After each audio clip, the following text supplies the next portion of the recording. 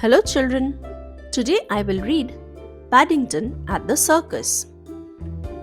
One morning, Paddington was doing his shopping in the market when he saw a very tall man with a pointed hat and baggy trousers. The man was putting up a poster, and he was so tall he didn't even need a ladder to reach the top of the billboard. The poster showed a huge tent decorated with colored lights, and across the middle were the words, "See the world's greatest circus, one night only." Paddington rubbed his eyes several times in order to make sure he wasn't dreaming. Paddington hurried back home to tell the others what he had seen. "The world's greatest circus?" repeated Jonathan, giving his sister a wink. "Are you sure?" "It's for one night only," exclaimed Paddington. "Don't worry," said Judy, "you won't miss it." "Dad's got tickets for the front row," added Jonathan. "Mrs. Bird's coming too." Paddington had never been to a circus before, and he was very excited at the thought. "I hope it gets dark early," he said. "Then we can see the lights." Paddington's wish came true.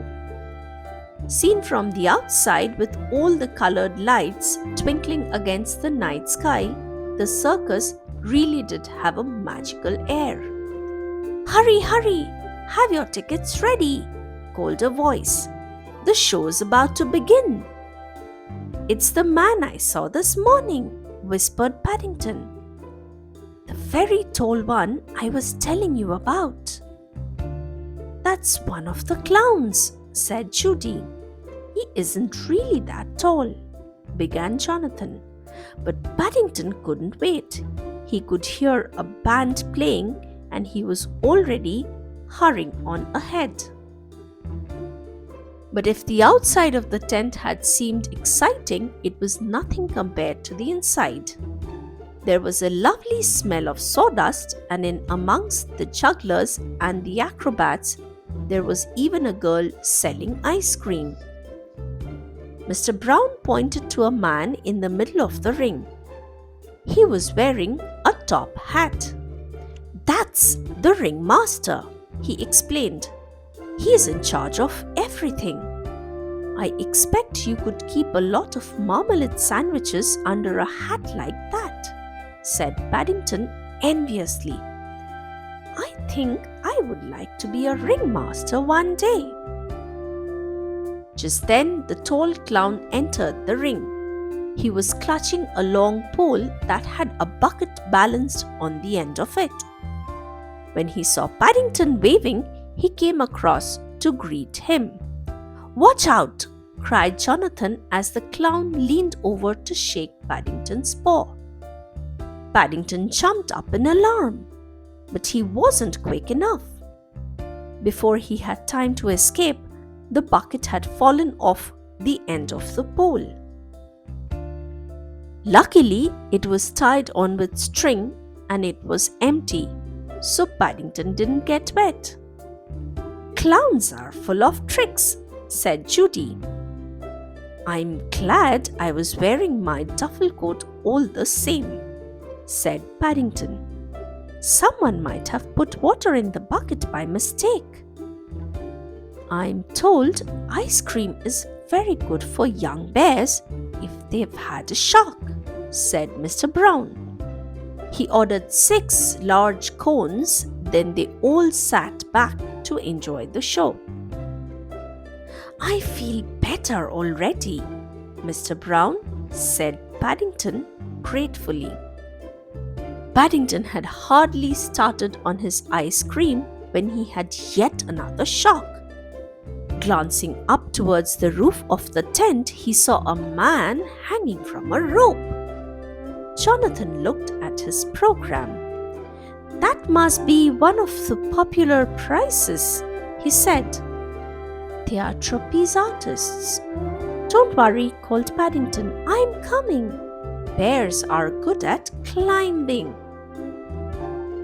Before the others could stop him, Paddington was halfway up the nearest tent pole. Climbing the pole and carrying an ice cream at the same time wasn't easy, and the audience gave a round of applause when he reached the safety of a small platform near the top. Paddington was about to take a bow when, to his surprise, he saw a man coming towards him on a bicycle. I don't think you are supposed to bring your bicycle up here, Mr. Price, he exclaimed. Look out! Shouted the man, frantically ringing his bell. I can't stop. Hold on, called his partner. In the confusion, Paddington didn't know what to do first, so he grabbed hold of a nearby bar. It came away in his paw, and before he knew what was happening, he felt himself flying through the air. The audience thought Paddington was part of the act, and they clapped louder than ever. Then a gasp went up as he missed the platform on the other side of the tent and began swinging backwards and forwards in midair. Oh dear, said Mrs. Brown. Whatever will he do now? I shouldn't worry, said Mrs. Bird.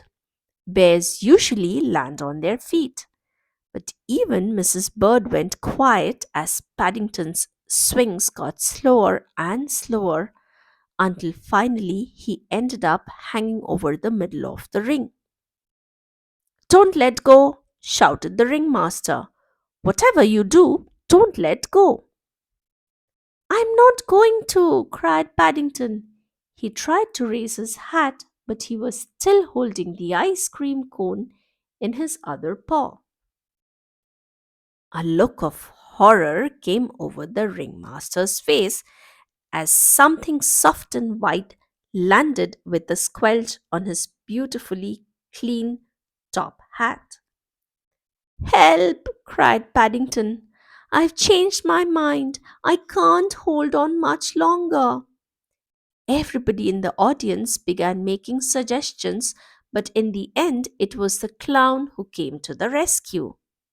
Balancing his bucket on the end of the pole, he stretched up as high as he could so that Paddington could climb into it. I hope the string doesn't break, said Mrs. Bird. That bear had a very large lunch. If the clown stretches any more, said Judy, his trousers will fall down. Sure enough, they did, and the cheers changed to laughter as Paddington was lowered to safety. Funniest act I've ever seen in years, shouted a man near the Browns. More, more! Paddington gave the man a hard stare.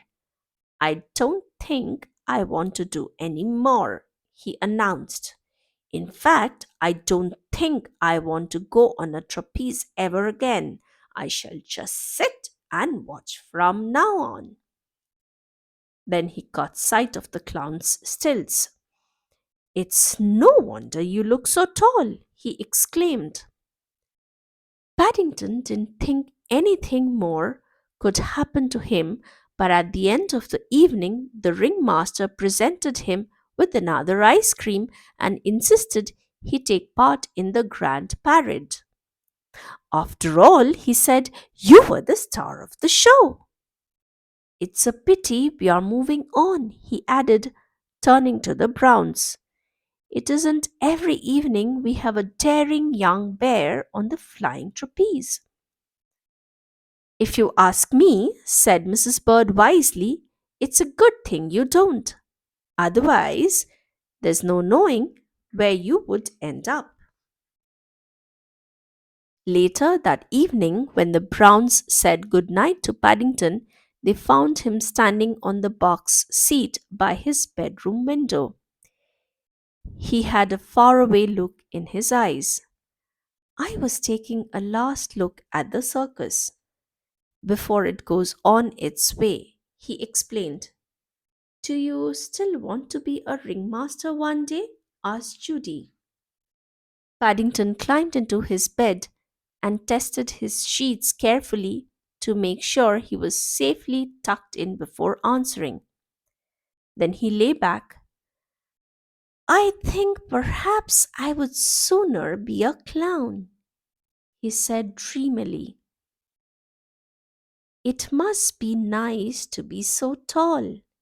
You can always see what's going on in the world without having to stand on anything. That's all for today. Thank you for listening.